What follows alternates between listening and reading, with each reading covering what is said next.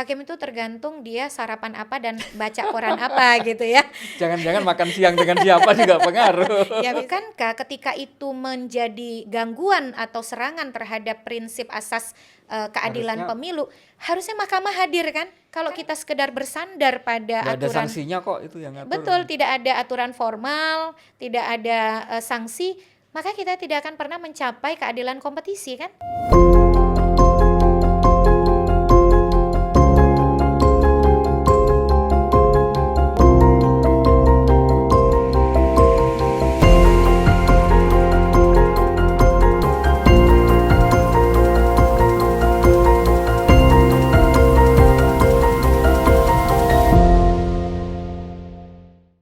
Salam Pancasila.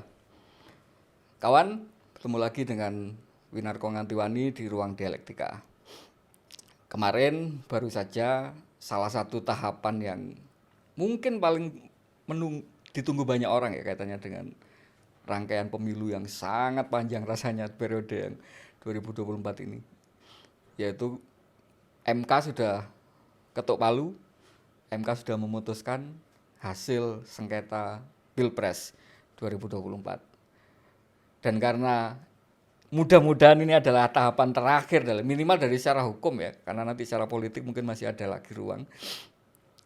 Sehingga kemudian mungkin kita butuh semacam suluh untuk kemudian menjelaskan ini dari awal sampai kemudian memahami proses ini artinya apa, baik dari pemilu ini maupun seperti yang banyak dikhawatirkan banyak orang, apa artinya buat masa depan demokrasi Indonesia.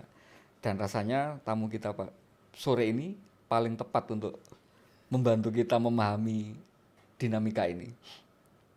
Tanpa berbanyak kata, kita perkenalkan tamu kita sore ini. Saya nyebutnya Mbak Titi Anggraini karena masih sangat muda. Seorang aktivis di bidang pemilu dan demokratisasi di Indonesia yang sangat lama. Saya tahu namanya sudah sejak awal 2000-an ya, sudah terlibat di proses-proses demokratisasi di Indonesia. Terakhir posisinya adalah Dewan Pengarah di Perludem, lembaga yang beliau pernah menjadi direktur eksekutifnya juga. Kita sambut tamu kita. Apa kabar?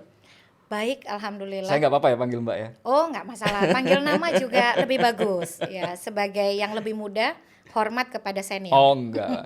Kalau secara umur itu sebenarnya kita ya 11-12 lah ini. Sama-sama orang muda ya. Sama-sama orang muda.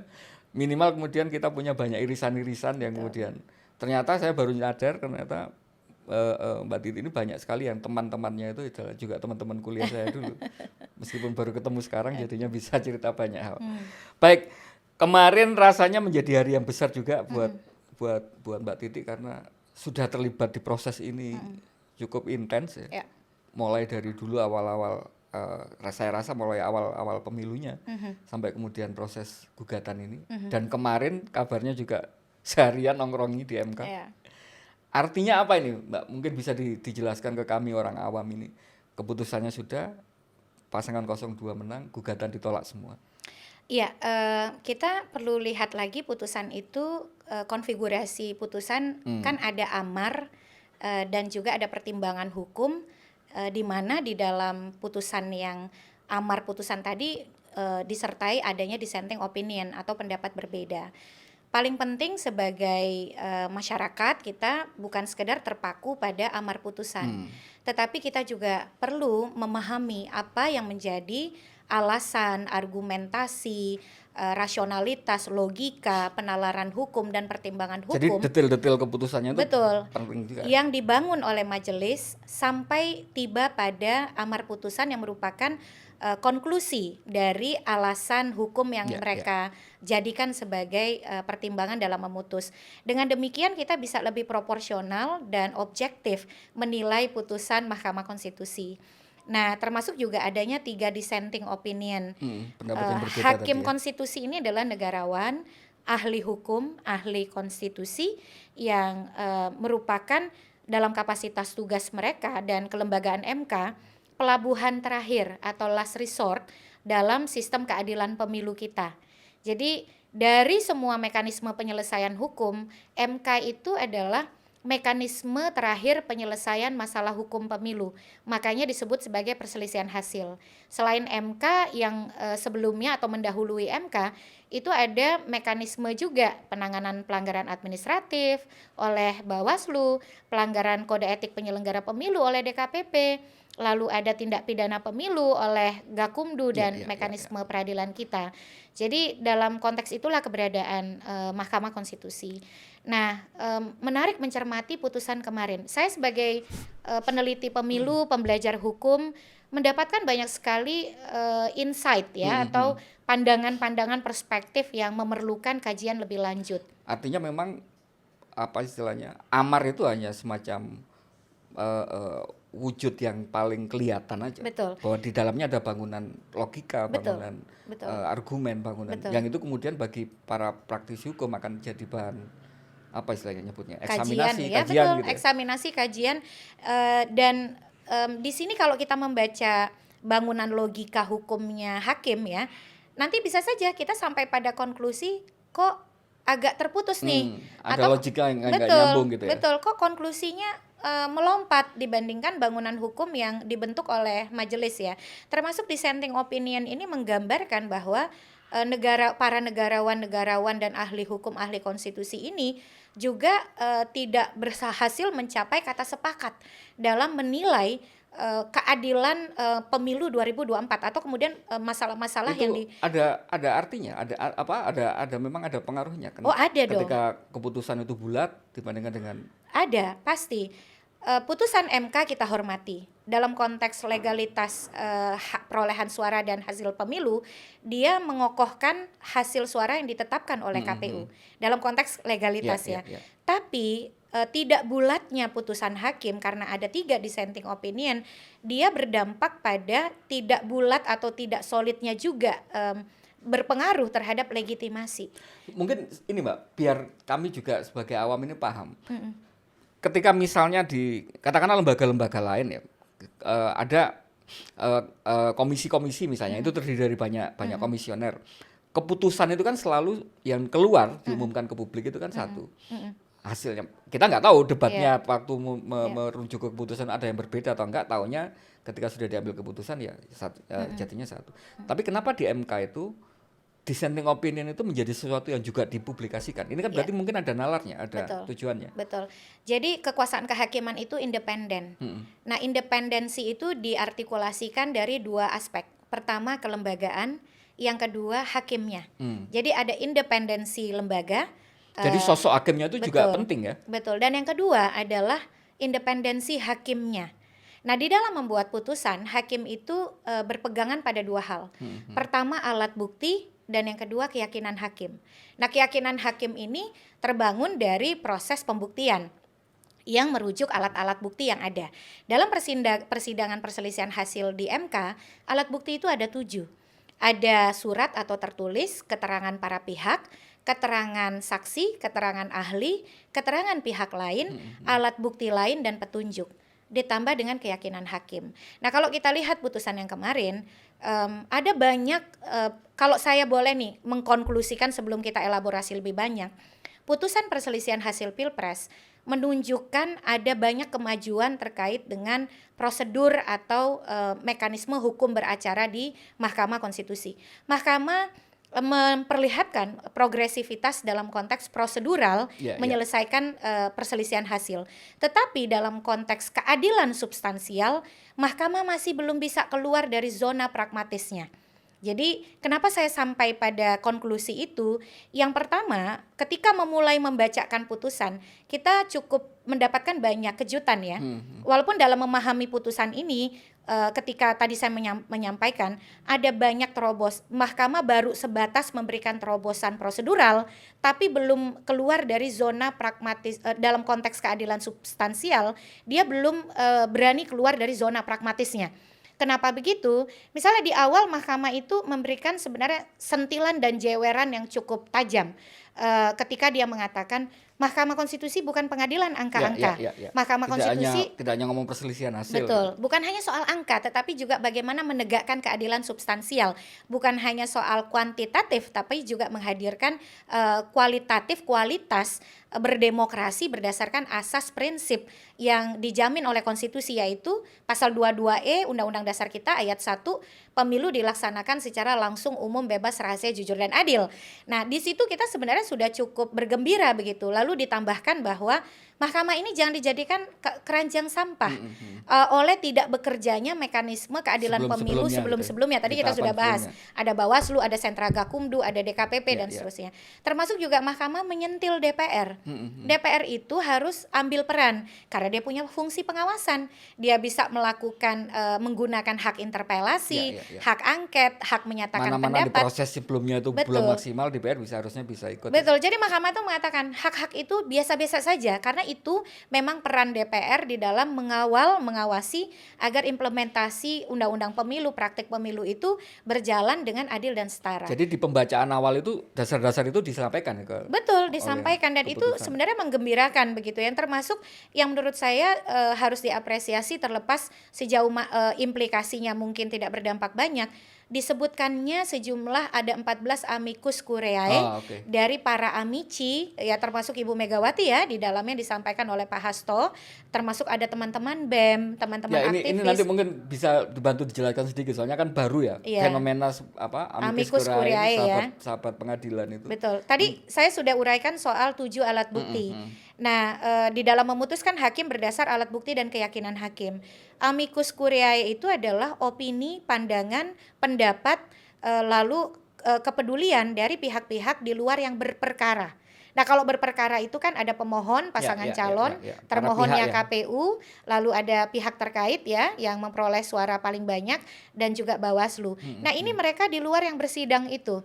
Jadi dia bisa dari organisasi, masyarakat sipil, bisa dari individu, orang yang peduli, yang merasa dia punya kepentingan langsung tidak langsung, tapi dia bukan para pihak. Nah, ini memang praktik yang banyak di negara-negara Anglo-Saxon common law. Nah, di kita sudah biasa kalau di pengujian undang-undang, di perkara pidana misalnya di kasus Prita atau Brigadir J. Itu pernah ya, sudah pernah dilakukan. Bahkan di pengujian undang-undang perkawinan itu ada sejumlah amicus curiae dari pihak-pihak yang peduli, tapi dia bukan para pihak di persidangan. Nah, soalnya kalau di publik kan kemudian membandingkannya dengan sengketa pemilu-pemilu sebelumnya, itu kan belum pernah ada. Ini baru pertama kali. Jadi ini baru pertama kali disebut di dalam putusan. Jadi dan dijadikan pertimbangan. Jadi disebutkan bahwa siapa para pihak setelah persidangan yang berlangsung mendengarkan keterangan termohon, pemohon, saksi, ahli dan membaca amicus curiae yang disampaikan oleh sejumlah pihak begitu. 14 pihak tadi ya. 14 pihak. Nah, ini yang dalam konteks itu kita apresiasi Mahkamah Konstitusi. Terobosan juga ini. Dan amicus curiae itu memang bukan bagian dari alat bukti, tapi dia berkontribusi dalam meneguhkan keyakinan hakim. Nah, bisa saja 3 hakim yang dissenting opinion ini terpengaruh atau tergugah dan makin diteguhkan ya keyakinannya melalui amicus curiae ini. Dan misalnya ketika mahkamah juga memanggil 4 menteri, DKPP sebagai pihak lain yang langsung diminta keterangannya oleh Mahkamah Konstitusi, ini juga baru pertama kali dalam sejarah perselisihan hasil pemilu, dan juga baru pertama kali ada dissenting opinion. Nah, dalam konteks itu sebenarnya banyak tadi progresivitas prosedural ya yang dihasilkan oleh mahkamah. Tapi ketika saya menyatakan bahwa dari sisi keadilan substansinya masih dalam pendekatan pragmatis atau belum mampu keluar dari zona pragmatisme. Karena kenapa? Ya walaupun lagi-lagi saya tidak terkejut tapi tetap merasa kaget. Jadi kecewa nggak? Ya, kecewa itu ada. Ya, jadi ya kecewa karena saya sempat ketika ditanya jurnalis, Mbak Titi proyeksinya bagaimana? Saya memperkirakan akan ada kejutan, yaitu perintah pemungutan suara ulang di sejumlah daerah atau wilayah persis sama dengan 3 hakim dissenting opinion. Tapi saya memproyeksi komposisinya tidak 5-3, tapi saya memproyeksi 4-4, di mana posisi ketua menentukan. Saya menduga Hakim Soehartoyo itu akan berada dalam barisan yang 3 ini. Karena kalau 4-4 ketua itu menentukan. Tapi ternyata proyeksi saya salah gitu ya. Keyakinan Hakim Soehartoyo mungkin berbeda dengan 3 hakim yang lain ini. Mengapa saya mengatakan Mahkamah Konstitusi belum bisa keluar dari zona pragmatisnya terkait dengan substansi keadilan dalam konteks keadilan substansial? Karena mahkamah itu tadi menghadirkan di dalam pertimbangan hukum ya, makanya penting kita berpijak pada pertimbangan hukum, membaca utuh, karena seolah ada logika yang melompat atau distorsi. Misalnya ketika mengatakan soal pendistribusian bansos di tahapan-tahapan strategis dan krusial pemilu, mahkamah mengakui ada problematika, gitu ya? Ada problematika yang dari pendistribusian itu bisa mencederai asas dan prinsip pemilu yang adil dan setara. Tapi kenapa mahkamah saya bilang tidak keluar dari zona pragmatis? Karena mahkamah berpegangan pada formalisme aturan. Argumennya begini, itu bisa mengganggu keadilan kompetisi. Termasuk presiden yang secara terbuka menunjukkan dukungan dan aktif di dalam penampilan-penampilan publik.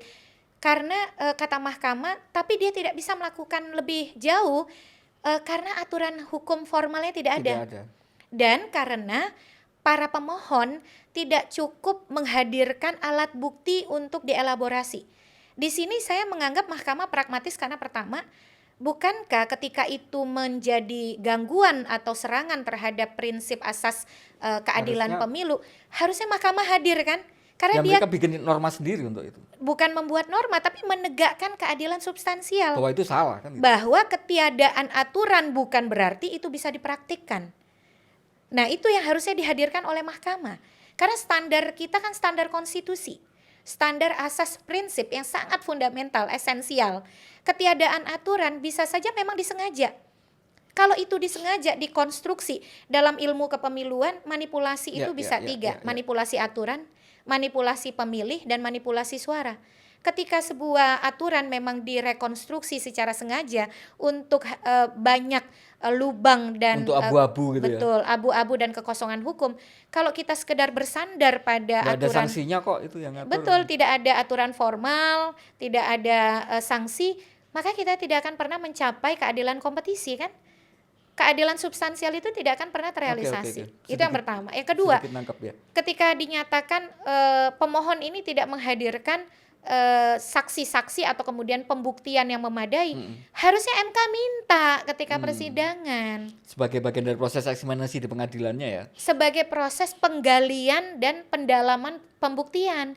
Jangan ketika itu dianggap tidak cukup, didiamkan. Kan begitu harusnya. Nah jadi saya kira itulah yang kemudian bertentangan. Itu kalau nggak salah ada di salah satu, saya lupa hakim yang mana, dissenting itu, yang menjelaskan kesalahan yang dilakukan oleh Bawaslu kan.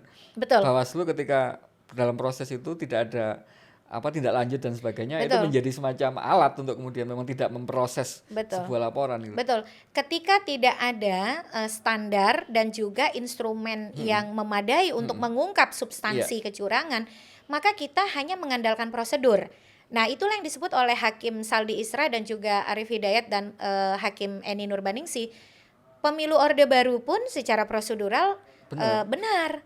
Tetapi di mana keadilannya? Kalau sekedar berpijak tidak ada formalisme hukum. Makanya Hakim Arief Hidayat kan mengatakan di tengah ketika terjadi penyalahgunaan kekuasaan, ketika terjadi ketidakadilan dalam kompetisi, maka kita harus menggunakan pendekatan hukum non formal dan non legal istilahnya itu menerabas legalisme formal. Disitulah progresivitas dibutuhkan. Karena kita kan berkonstitusi nih. Pondasinya konstitusi. Apalagi dengan tadi diawali sudah katanya sebagai kesadaran bahwa lembaga MK itu menjadi semacam penjaga gawangnya konstitusi. Betul. Gitu. Termasuk juga Hakim Saldi Isra menyatakan di tengah kekosongan hukum, banyaknya legal loopholes, kekosongan aturan main, kita harus menerapkan the highest moral standard.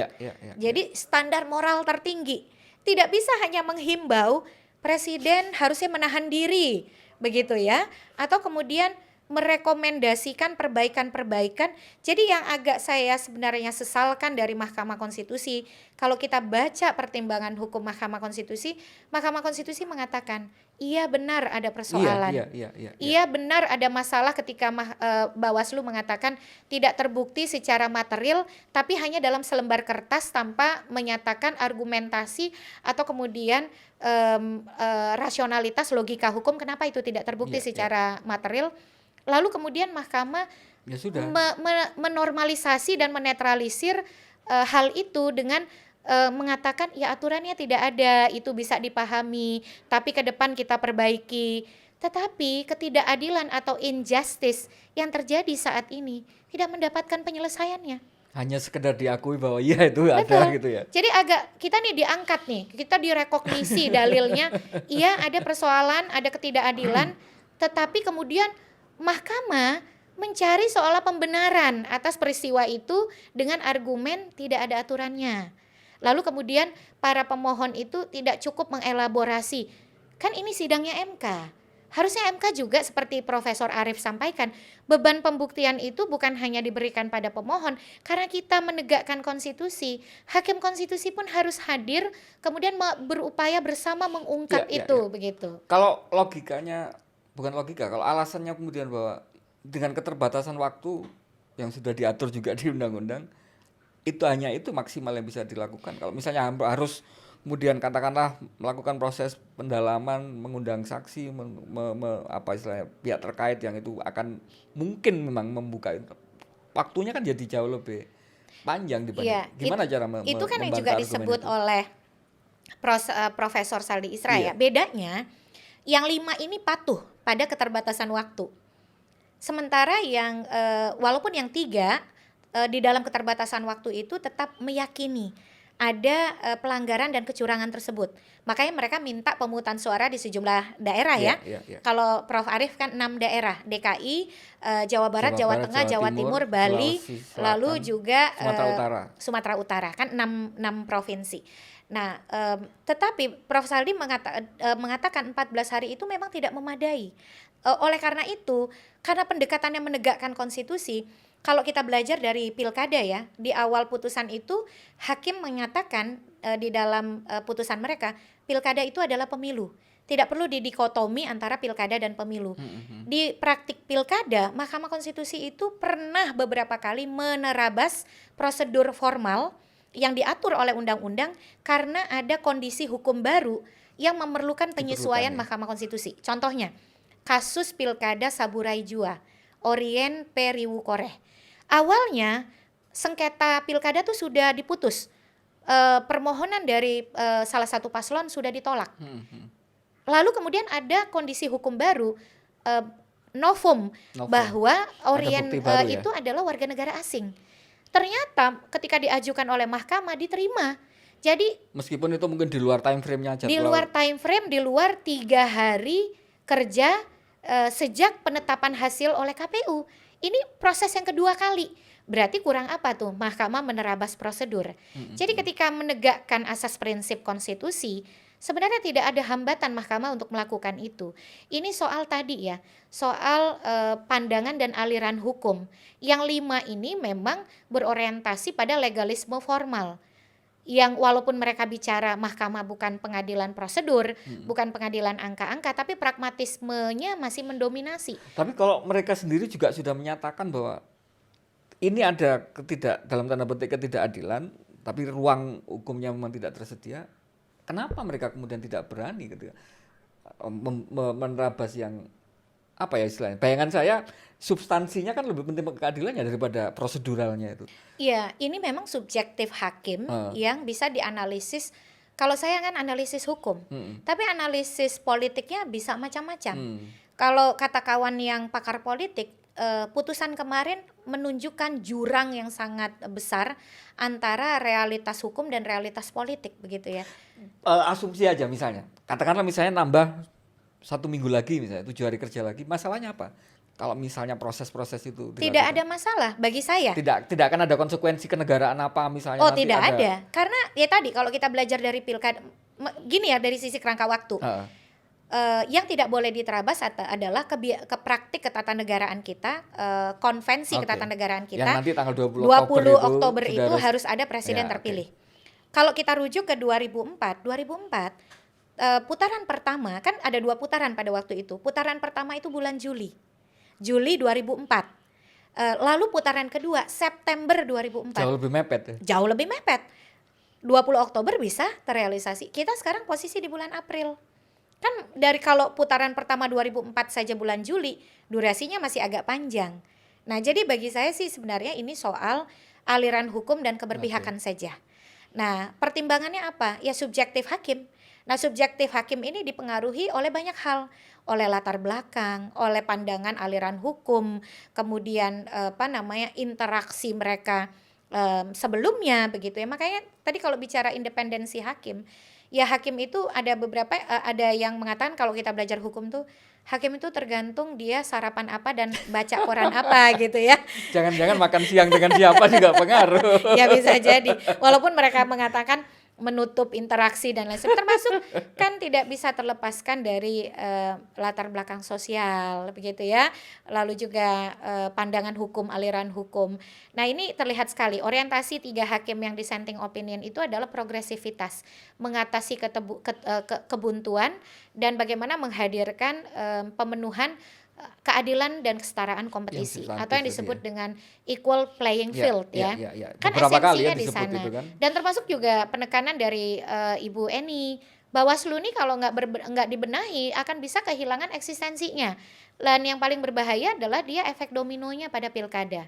Meskipun ada seruan banyak nasihat dari mahkamah, rekomendasi perbaikan aturan dan lain sebagainya, tetapi di pilkada kalau pragmatisme itu tetap dominan, calon-calon yang pragmatis dan amoral, kerangka hukumnya juga masih sama, belum ada perubahan. betul, yang calon-calon yang amoral ini bisa saja mengatakan ya biarkan sajalah, kita coba, toh juga ini berhasil di Pilpres. Presiden aja Mari kita replikasi deh di daerah. Daerah ini kan spektrumnya lebih luas, lebih beragam, 37 pilkada provinsi, gubernur, 508 bupati wali kota. Sementara yang yang di Pilpres yang calonnya hanya ada 3, intensi, atensi, tekanan, perhatian kan tidak menggoyah. Nah apalagi nanti pilkada nih. Iya, saya bayangin ngerinya itu mereka sudah bisa mempelajari hari ini lubang-lubangnya tadi, ruang abu-abu tadi, dan nggak mungkin dipidana, nggak mungkin ada hukum yang bisa. Betul. Tadi awalnya sih saya menganggap putusan Pilpres ini bisa menjadi penebusan dosa MK ya. Kenapa saya ya Dari walaupun keputusan yang ini ya meloloskan betul. Wapres itu ya. Walaupun putusan ini saya sebut tadi ya tidak mengejutkan, tapi saya tetap kaget karena ekspektasi harapan itu tetap terpelihara. Terutama ketika Mahkamah Konstitusi di putusan 90 itu kan memang ya kalau membaca permohonan baik paslon nomor 1, nomor 3, setengah dari bobot permohonan itu kan menyoal putusan 90. Makanya ketika diminta proyeksi saya mengatakan saya yakin bahkan kecil kemungkinan MK akan mendiskualifikasi pasangan calon nomor 2 ataupun Gibran. Karena kenapa? Karena mahkamah itu kukuh pada putusan 90 itu berlaku untuk 2024. Misalnya mahkamah berubah. Dia nggak mungkin mendiskualifikasi dirinya sendiri kan, keputusannya sendiri kan. Iya betul, bukan hanya itu, bahkan mahkamah di putusan 141 sudah melakukan pengakuan dosa, tapi masih 50%. Setengah-setengah. Di putusan 141 garis miring PUU strip 21 Romawi garis miring 2023 yang dimohonkan oleh seorang mahasiswa dari Unusia namanya Bram, MK itu mengubah pendirian hukumnya soal usia capres-cawapres. Kata MK, kalau di putusan 90 kan usia itu 40 atau pernah atau sedang menjadi pejabat negara yang dipilih melalui pemilu dan pilkada. Itu di putusan 90, makanya Gibran dapat tiket. Di putusan 141 MK berubah, kata MK. Usia capres-cawapres itu open legal policy. Itu kewenangan pembentuk undang-undang. Kalaupun ada syarat alternatif, yang paling dekat itu adalah pernah menjadi gubernur. Berarti wali kota tidak bisa dong. Karena yang tingkat kerumitannya sebagai kompleksitas, pejabat, tantangan kepemimpinan, betul, dinamika di masyarakat. Maka itu adalah gubernur syarat pengecualian. Tapi, nah ini MK lagi-lagi tidak keluar dari zona pragmatisnya ya. Putusannya itu bulan November. MK mengatakan putusan 90 tetap berlaku, kalaupun ada perubahan itu untuk setelah 2024. Dan itu harus melalui perubahan undang-undang pemilu, artinya oleh pembentuk undang-undang DPR pemerintah dan berlaku di 2029. Jadi dari sana saja saya sudah yakin, hakul yakin, tidak mungkin MK mendiskualifikasi paslon nomor 2 ataupun Gibran. Bagaimana dengan kemudian ada argumen dasarnya, dasarnya bukan keputusan MK, tapi dasarnya tindak lanjut yang tindak lanjut dari KPU yang harusnya kemudian mengeluarkan PKPU untuk tapi tidak perubahan, dikeluarkan, tapi tidak dilakukan. Nah, pengalaman selama ini kalau di praktik pilkada, karena diskualifikasi hanya pernah ada di pilkada ya, MK tidak pernah membebankan gugur atau hilangnya hak konstitusionalitas calon karena kesalahan administratif dan etik dari KPU. Yang ada kalau KPU-nya salah dan merugikan hak politik konstitusional calon, itulah yang dia koreksi, dia kembalikan. Jadi makanya dari awal saya bilang nggak mungkin MK menghilangkan hak calon karena betul oleh tindakan yang dilakukan oleh pihak lain. Jadi sejak awal tuh saya menduga MK tuh akan fokus pada dalil kecurangan. Tapi ternyata MK masih nyaman dengan zona pragmatisnya, meskipun saya mengapresiasi 3 hakim yang dissenting opinion. Karena pandangan hakim inilah yang menurut saya menggambarkan realitas pemilu kita yang harus kita koreksi. Tapi kan kita belum berhasil. Tapi jangan sampai kita biarkan pilkada mengulangi apa yang terjadi di pilpres. Kalau misalnya dari sisi katakanlah ekspektasi untuk perbaikan tadi masih ada follow up, nanti butuh undang-undang dan sebagainya. Bagaimana dengan kemudian ya semacam sanksi dalam tanda petik ya? Kalau sanksi hukumnya pasti udah nggak mungkin karena keputusan. Tapi sanksi sosial, artinya apakah bisa diartikan dengan 3 dissenting opinion tadi? Artinya memang terjadi ada banyak yang istilahnya banyak hal yang misalnya dituduhkan kepada presiden sebagai cawe-cawe dan sebagainya. Betul. Terkonfirmasi oleh 3 hakim. Karena kan ada misalnya narasi besar hari ini yang ya mungkin pagi tadi sama kemarin sore itu ya katakanlah mungkin dari pihak-pihak pendukungnya Jokowi clear sudah diputuskan oleh MK bahwa Jokowi tidak intervensi Jokowi. Padahal di dissenting opinion masih ada. Betul. Jadi legalitas bisa didapat, tapi legitimasi tidak solid.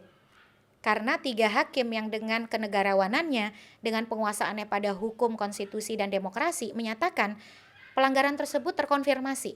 Keterlibatan presiden dalam bagi-bagi bansos, bukan hanya bansos, banpres juga begitu ya, di tahapan-tahapan krusial pemilu, mobilisasi aparat negara dan pejabat negara, dan juga ketidaknetralan penjabat kepala daerah, PJS. itu terkonfirmasi oleh 3 hakim. Jadi bagi saya tidak hanya melihat clear dalam konteks sebuah mekanisme penyelesaian perselisihan. Ketika kita mempersoalkan misalnya proses yang kemarin, bukan berarti kita tidak menerima putusan MK atau kemudian kita merongrong pemerintahan hasil pemilu 2024. Itu beda. Tetapi kita mengawal proses pemilu itu harus dilakukan. Dan kalau misalnya dissenting ini memicu ada eksaminasi, ada people tribunal atau mahkamah rakyat untuk mengevaluasi pemilu. Yang seperti diwacanakan teman-teman di Jogja itu ya. Dan itu sudah dipraktikkan oleh Malaysia di pemilu 2013, general elections ke-13 mereka, itu dinamika biasa. Itu menandakan bahwa kepentingan mengawal pemilu itu sebuah mekanisme praktek demokrasi yang sehat. Bagian dari kesadaran publik untuk betul. Jadi saya kira sih dalam konteks ini sebenarnya selisih hakim tuh sedikit saja ya dalam konteks memaknai terbukti atau tidak. Dalam pandangan 3 hakim, dalil soal kecurangan itu terbukti. Soal bansos, soal keterlibatan aparat dan pejabat negara, keterlibatan presiden dalam desain untuk misalnya pencalonan dalam bingkai nepotisme, kepentingan presiden, itu kan dalam pandangan 3 hakim ini terbukti begitu. Jadi apakah kemudian kita sebagai publik menilainya seperti apa? Baca pertimbangan hukum. Maka di sana kita akan bisa proporsional di dalam melakukan penilaian. Karena bagian lagi-lagi ini bagian dari mungkin kesadaran buat ke publik ya. Seolah-olah kan dengan sudah ada amar ya sudah itu aja keputusannya. Betul. MK. Jangan. Padahal kemudian kenapa ada ruang dissenting tadi dan dissenting tadi ternyata juga dipublikasikan karena itu bagian yang inherent kan dari keputusan itu. Sebelum amar itu ternyata ada keputusan dan itu tetap diketahui publik gitu. Iya, ini kan seperti ini loh. Mahkamah Konstitusi bahkan tanpa membaca dissenting pun dalam pertimbangan hukum mengakui banyak persoalan di pemilu kita, soal bansos, soal keterlibatan menteri, soal Ya itu cukup detail ya. sudah cukup detail, bagi-bagi itu diakui. Tapi anti klimaks begitu terhadap keadilan substansial, melompat tadi logikanya terdistorsi karena aturannya tidak ada. Dan Lalu tidak ada waktu untuk pembuktian, alat buktinya tidak disampaikan dengan lengkap, dengan utuh. Padahal mahkamah ya justru harus memahami ketidakadaan aturan itu bisa secara disengaja memang dikonstruksi supaya aturan itu abu-abu, supaya aturan itu tidak jelas, supaya aturan itu tidak bisa ditegakkan dengan benar. Nah, mahkamah tuh harus membaca itu begitu. Dan kalaupun ada alat bukti yang kurang memadai karena kurang komprehensif disajikan, misalnya soal pendekatan, mahkamah itu kan mengatakan survei dan ekonometri yang disampaikan oleh salah satu ahli, Fit Adrison, itu bisa digunakan sebagai instrumen akademik dalam mengungkap kecurangan. Tapi bahan-bahan bener kan? Iya, betul. Tapi kata dia nih, bahan-bahan itu kurang disajikan utuh lengkap di mana dan lain sebagainya. Kenapa mahkamah nggak minta? Kan itu pertanyaannya. Kenapa nggak diminta? Karena antara ahli menyampaikan keterangan dengan sampai proses pembuktian persidangan ditutup, itu ada cukup waktu untuk diminta kembali. Nah, ini yang bagi saya sih ya, putusan kemarin itu secara prosedural menunjukkan beberapa kemajuan, progresivitas dalam hal hukum acara, tapi mahkamah masih terjebak pada pragmatismenya terkait dengan keadilan substansial. Sayang sekali ketika misalnya ya mereka toh sudah punya semacam syarat-syarat standar-standar ini loh pembuktian yang cukup itu. Kenapa enggak ya itu tadi dibalikkan atau untuk termasuk ketika dia mengatakan Bawaslu tidak punya standar baku prosedur di dalam mengungkap kecurangan secara substansial.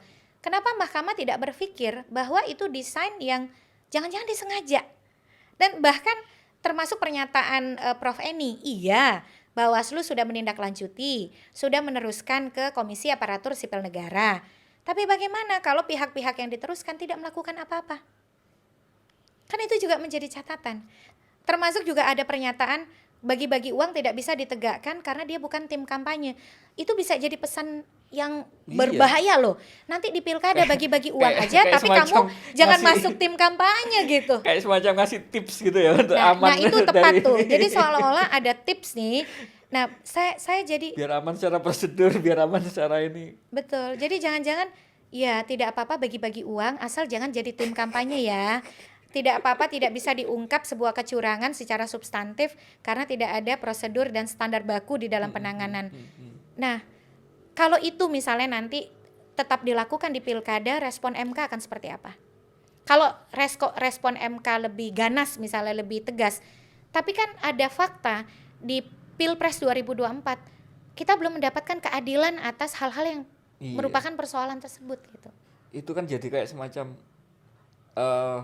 setelah pemilu itu dengan sudah katanya mendapat data dari lapangan sebegitu masif kecurangan, Sekjen PDIP ngomong, ya buat apa kita ada pilkada gitu. Dengan kemudian kondisi seperti ini mungkin terjadi dan tidak ada semacam hambatan apapun untuk dilakukan pencegahan atau penghukuman, ya buat apa nanti ada kompetisi yang namanya pilkada ini. Iya, akhirnya itu yang menjadi pesimisme kita kan. Iya, mungkin kalau Pak Hasto ngomong begitu, bagaimana saya yang sudah 25 tahun urusannya advokasi pemilu gitu. Ya, ini mungkin kesannya jadi semacam melompat ya.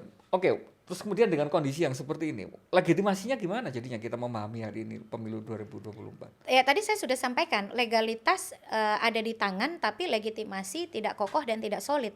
Jadi legitimasi akan selalu menjadi pertanyaan karena Hakim MK yang negarawan, ahli hukum, ahli konstitusi, memahami demokrasi, menyatakan ada kecurangan yang terbukti dan harusnya pemungutan suara diulang. Dan itu juga refleksi di publik. Makanya gitu. saya jadi gini, logikanya publik itu memahami bahwa proses MK itu final dan mengikat. Artinya tidak ada lagi tahapan berikutnya yang bisa ditempuh ketika seseorang merasa ada. Tapi ketika kemudian diproses itu sendiri, penyelesaian yang tuntas tadi itu ternyata nggak didapat. Betul. Gitu. Dan itu sudah terpampang juga di keputusannya, di pertimbangan keputusannya, di dissenting juga semakin jelas. Artinya ketidakpuasan ini kan masih masih ada, Masih ada. dan ini akan terus menjadi persepsi terhadap Iya. pemerintahan yang terbentuk dari pemilu Sehingga 2024. misalnya bulan depan atau tahun depan ada orang teriak-teriak, pemilunya curang sih, itu kan bukan orang sakit hati gitu loh. Bukan, karena Memang ternyata ada. itu diamini oleh 3 hakim MK begitu. Makanya kemudian menurut saya ini menjadi tantangan besar bagi gerakan masyarakat sipil dan juga pentingnya kekuatan kontrol sebagai penyeimbang. Demokrasi yang sehat itu kan butuh mereka yang menjadi bagian dari kekuatan kontrol dan penyeimbang tadi. Sebenarnya kan check and balances itu atau checks on government ya, pengawasan pada pemerintahan itu dihadirkan dalam 3 hal. Satu, adanya parlemen yang efektif, yang kedua kekuasaan kehakiman yang independen, yang ketiga media yang berintegritas. Nah, kalau bicara parlemen yang efektif, kita menunggu dari parlemen kita karena terlepas dari apapun, putusan MK sebenarnya memberikan pekerjaan rumah yang sangat banyak pada parlemen untuk perbaikan aturan. Yang kedua itu soal kekuasaan kehakiman yang independen. Pasca putusan 53 ini, bagaimana masa depan MK kita terkait dengan persoalan-persoalan yang masih akan dihadapi. Soal misalnya, bukan tidak mungkin akan ada pengujian undang-undang yang kontroversial berikutnya, lalu penyelesaian perselisihan hasil pemilu legislatif itu juga harus dikawal loh. Dan juga pilkada ya. Dan ketiga, media yang berintegritas sebagai bagian dari itu. Nah, jadi ketika masyarakat masih skeptis terhadap produk pemilu yang dianggap ada persoalan yang tidak diselesaikan dengan solid, itu tidak bisa dianggap sebagai rongrongan. Tetapi ya itu bagian dari memang konsekuensi. Jadi hasil gara-gara nggak tuntasnya proses pengambilan keputusan tadi. Kalau dari luar, Mbak, dari luar dalam artian kita kemudian selama terutama baru nyadar seolah-olah ya, padahal itu kalau ya saya yakin di komunitasnya Mbak, di pengamat-pengamat pemilu dan demokrasi sudah nyadari indeks demokrasi kita kan di masa Jokowi semakin menurun terus. Iya. Dengan kondisi hari ini, hasil pemilu yang seperti ini, dengan keputusan dari MK juga nggak tunggal seperti ini, apa konsekuensinya untuk persepsi terhadap demokrasi kita? Putusan MK yang tidak tunggal sebenarnya masih memberikan harapan 37,5%. Karena 3 dari 8 kan 37,5%, bahwa yang tadi kita sebut independensi itu kan ada 2 ya, ada di kelembagaan, ada di hakim. Nah, ya harapan itu tidak boleh hilang. Meski faktanya dari 3 tahun terakhir 2021, 2022, 2023 konstan peringkat indeks demokrasi kita turun 2 peringkat setiap tahunnya. Jadi 2. Nah, indeks persepsi korupsi kita sekarang kan 34. Kalau kita turun lagi ke 32, misalnya pilkada kita tidak bisa dikendalikan dan lain sebagainya, lalu turun ke angka 32. Angka 32 itu adalah skor rata-rata negara yang otoriter. Indeks persepsi korupsi di negara yang non demokrasi, dan itu berbahaya sekali. Adanya dinamika di 2024, putusan MK 90 itu adalah bukti otentik adanya politisasi yudisial, politisasi kekuasaan kehakiman. Bukan lagi yudisialisasi politik, tapi politicization of the judiciary. Nah, kemudian dinamika persoalan yang tidak bisa terselesaikan dalam mekanisme pengadilan. Jadi dugaan saya ya pasti berdampak terhadap pandangan dunia internasional terhadap kondisi demokrasi kita. 2021, 2022, 2023 saja menurun terus. Nah, pertanyaannya what's next kan? Nah, kontributor salah satu skor positif demokrasi kalau kita lihat dari 5 variabel yang digunakan oleh The Economist Intelligence Unit. Yang pertama itu adalah pemilu dan pluralisme. Lalu yang kedua itu adalah electoral and political participation. Ternyata pemilunya downgrade nih. Ya, jadi besar dugaan begitu ya. Indeks 2024 kita ya punya potensi menurun. Tetapi kalau saya sebagai pegiat masyarakat sipil, harapan terbesar saya adalah kita tetap punya representasi penyeimbang, kekuatan kontrol. Jangan semua itu dirangkul masuk dalam kekuasaan. Belum Mbak, belum positifnya. Nanti kita simpan di pertanyaan terakhir. Harapannya apa? Cahaya di ujung terowongannya apa? Masih kaitannya sama hasil ini tadi sudah sempat disinggung juga, menyisakan PR untuk DPR. Dalam tanda petik juga sebenarnya kan di pembacaan pertimbangan-pertimbangannya MK kemarin itu juga semacam sudah memberikan pointer-pointer Iya, apa-apa yang bisa ditindaklanjuti iya, oleh DPR tadi kan. iya, Nah, di DPR juga sudah ya sebenarnya isunya menggelunding agak lama, tapi saya nggak tahu perkembangannya, ternyata kayaknya adem-adem iya. ada ruang untuk melakukan hak Hak angket angket gitu ya. ya. Nah, prospeknya atau apa nanti misalnya hak angket ini ketika ini muncul atau tidak muncul, hubungannya dengan keputusan MK ini? Iya, MK tuh sebenarnya kan tadi menjewer DPR ya, Iya. bahwa instrumen MK itu instrumen hilir sebenarnya. Katup pengaman gitu terakhir Betul. gitu ya. Karena dia instrumen hilir, mestinya di hulu ini difungsikan Iya, dong. iya, iya, iya. Jadi nggak usah nunggu MK untuk punya hak angket, interpelasi, menyatakan pendapat begitu. Tapi kan itu tidak dijalankan. Kalau kita bicara konfigurasi politik hari ini, kalau untuk sekedar mengajukan ya bisa. Kan 25 lebih dari satu fraksi. Tapi kalau dilihat dari konfigurasi politik, ya akhirnya agak sulit untuk bicara optimisme ya. Pragmatisme politik lagi-lagi nampaknya akan lebih mengendalikan daripada upaya untuk berkontribusi konstruktif bagi pengaturan pemilu. Sebenarnya kan contoh di 2009 ya. 2009 itu kan ada hak angket terkait dengan hak konstitusional warga negara, karena waktu itu kualitas DPT-nya karut-marut. Dan tindak lanjut dari hak angket waktu itu rekomendasinya adalah pemberhentian semua anggota KPU lebih awal. Tindak lanjutnya tidak bisa di DPR yang 2004-2009. Tindak lanjutnya baru dilakukan oleh DPR 2009-2014 dengan melakukan perubahan Undang-Undang Penyelenggara Pemilu dari Undang-Undang 22 2007 menjadi Undang-Undang 15 2011. Dan anggota KPU waktu itu dan Bawaslu diberhentikan lebih awal. Tetapi kan ada efek jera perbaikan regulasi. Efek jera bagi penyelenggara jangan kerja asal-asalan, dan ada implikasi pada perbaikan regulasi terkait dengan hak pilih DPT. Nah, kalau sekarang nampaknya itu kok seperti terlalu konspiratif berpikirnya akan impeachment lah dan lain sebagainya. Tidak melihat dalam koridor, kerjakan dulu kewajibanmu, gugurkan dulu kewajibanmu, bentuk hak angket, karena hak angket itu kan untuk melakukan penyelidikan atas pelaksanaan undang-undang. Ini undang-undang pemilu, MK saja mengakui banyak aturan yang kosong, belum lagi soal profesionalisme penyelenggara pemilu. Dan aspirasi di masyarakat juga sedemikian kuat kan. Betul. Nah, disinilah selalu kita berhadapan dengan broken linkage, keterputusan keterhubungan antara suara konstituen dengan suara parlemen gitu. Dan ini nampaknya ya saya melihat hak angket itu akhirnya layu sebelum berkembang. Bahkan ketika misalnya hari ini katakanlah semacam suara parlemen yang terugikan oleh proses pilpres kemarin, itu sebenarnya nggak kecil-kecil amat. Itu juga ternyata nggak cukup untuk menjadi semacam apa istilahnya dasar untuk mengajukan ini secara partisan, itu sudah cukup kuat. Ya, karena tadi kendali pragmatisme itu kan begitu besar. Jadi pragmatisme politik yang dibingkai oleh politik akomodatif oportunis itu yang terlalu dominan ya. Dan yang saya paling takut ya, kita cerminan pemilu 2024 itu kan merefleksikan bukan hanya praktik kecurangan pemilu, tapi betapa runtuhnya independensi peradilan kita. Begitu rentannya peradilan kita terhadap kekuasaan, dan begitu mudahnya politik dinasti, nepotisme itu bisa direalisasikan gitu ya.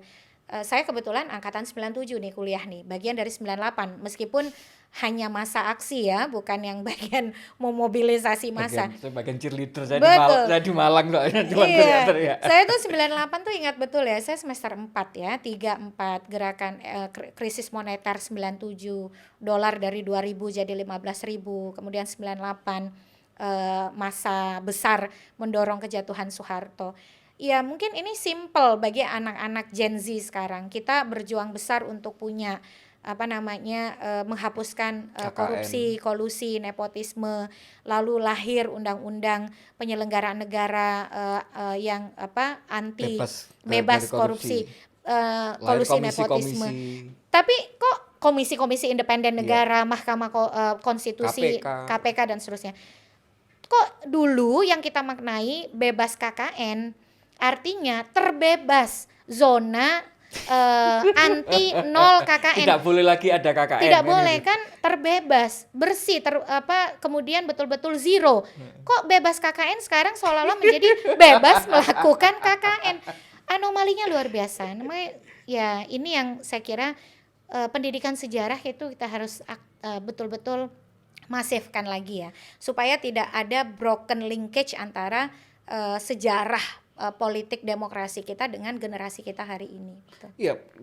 eh, Kalau tadi sudah sedemikian banyak apa istilah cautious warningnya, peringatan-peringatan apa-apa yang sekarang mungkin kasih sedikit harapan Mbak, kira-kira biar nggak kita terlalu sangat pesimis gitu ya dengan hasilnya kemarin. Kira-kira apa yang mungkin masih katakanlah masih bisa, misalnya tadi ada prosedur-prosedur formal yang sudah semakin meningkat dari KPK, atau misalnya ada fenomena apa amicus curiae misalnya, yang itu sudah semakin sudah mulai. Apalagi kira-kira yang itu katakanlah nggak sesuram yang itu, kita ini ya. Ya pertama perselisihan hasil pemilu di MK ini menggambarkan bahwa masyarakat sipil kita itu masih sangat dinamis. Jadi masyarakat sipil kita di tengah pragmatisme elit politik itu menggeliat dari mulai aspirasi para kelompok masyarakat sipil, akademisi, para guru besar yang ratusan kampus mengeluarkan pernyataan termasuk kampus saya ya, Universitas Indonesia, dan ketua dewan guru besar saya Prof. Harkristuti Harkrisnowo, Prof. Sulis, termasuk juga gerakan mahasiswa. Ini yang harus kita buat lebih solid lagi. Jadi bagaimana masyarakat sipil lebih mengkonsolidasikan diri, terhubung antar gerakan, antar isu, dan juga melakukan kerja-kerja terkoordinasi untuk pendidikan dan penguatan kapasitas politik. Generasi muda, orang muda, Gen Z, generasi Z, milenial, dengan fenomena media sosial harus kita manfaatkan. Kalau ini mungkin hasil finalnya masih belum ya, keputusan caleg, tapi dari pengetahuan Mbak sendiri mungkin mengikuti intens hasil-hasil yang terpilih, parlemen yang terpilih, ada nggak tercermin nggak kemudian Gen Z ini misalnya, atau tokoh-tokoh politik baru yang masuk ke Senayan misalnya yang itu menjanjikan itu? Ya sebenarnya ada banyak orang muda ya, tapi kadang-kadang orang muda ini juga terperangkap oleh jaring-jaring partai. Jadi pragmatisme partai kita itu masih terlalu dominan. Nah oleh itu, karena saya bilang di sebelumnya, saya mengharapkan betul bahwa tidak ada penaklukan politik atau kemudian pembungkaman melalui tadi perangkulan oportunis bagi-bagi kekuasaan. Saya tetap berharap PDIP atau PKS itu masih mengambil peran kekuatan penyeimbang tadi ya, karena kita berpikir demokrasi kita jangka panjang. Kita tidak ingin parlemen kita sekedar menjadi stempel karet atau rubber stamp bagi kebijakan-kebijakan yang justru bisa membalikkan demokrasi gitu. Harapan itu harus tetap ada. Kampus, masyarakat sipil, generasi muda, mahasiswa. Nah ini perlu kemudian punya jejaring politik juga di parlemen. Jadi jangan sampai terputus begitu. Karena ada juga semacam tren misalnya, karena sudah semakin apatisnya dengan politik, sudah semakin nggak percaya gitu ya dengan kelembagaan ini, akhirnya malah sama sekali kemudian ya nggak mau tahu urusan parlemen, urusan ini, jadi seolah-olah ya udah gitu loh. Ya kalau kita nggak mau tahu, proses di MK mungkin bukan 5-3 tapi 8-0. Itu saja refleksinya. Jadi jadi refleksi kita juga, yang kemarin kita dapat 3, mungkin kita juga belum terkonsolidasi sepenuhnya. Tapi kalau kita tidak peduli, abai, ya jangan-jangan 8-0 itu tadi. Justru bagi kita disinilah momentum kita bukan untuk mundur ya, tetapi justru terus bergerak begitu, karena yang kita harus jaga ini masih sangat banyak dan sangat besar. Kemungkinan paling ekstrim, paling otoriter dari yang kemungkinan bisa terjadi di pemerintahan baru ini apa? Yang saya paling takutkan, pembungkaman kebebasan berpendapat. Itu yang saya paling takutkan. Jadi rasa ketakutan untuk bicara, untuk berpendapat, untuk berekspresi, karena bagi saya itu kemewahan, karena saya pernah merasakan Orde Baru, kemewahan dari era reformasi begitu. Jadi kita mendapatkan 3 itu pun di tengah situasi kita mulai ada rasa takut, di tengah situasi kita sudah mulai ada pendekatan-pendekatan doxing, Nah, itu yang saya sangat Intimidasi melalui medsos kayak gitu-gitu ya. betul medsos. Jadi saya berharap itu tidak hilang ya dari Indonesia, karena demokrasi itu kan salah satu elemen dasar yang kita butuhkan, kebebasan. Dan kalau kebebasan itu sudah tercerabut, saya tidak bisa bayangkan lagi. Mbak Titi, terima kasih banyak. Sesemangat dengan yang poin yang terakhir tadi. Mudah-mudahan ini kita Ya, ngobrol ini di ruang dialektika ini adalah bagian dari untuk menjaga ruang-ruang tadi itu kan, betul, biar nggak sampai gampang dibungkam itu. betul. Dan mudah-mudahan Mbak Titi nggak kapok untuk main ke sini lagi untuk memberi suluh ke kita. Iya. Terima kasih atas Terima kasih kehadirannya. banyak. Banyak sekali yang bisa kita serap terkait dengan hasil keputusan MK kemarin. Mudah-mudahan bisa berguna buat kita semua. Salam Pancasila. Terima kasih banyak. Makasih.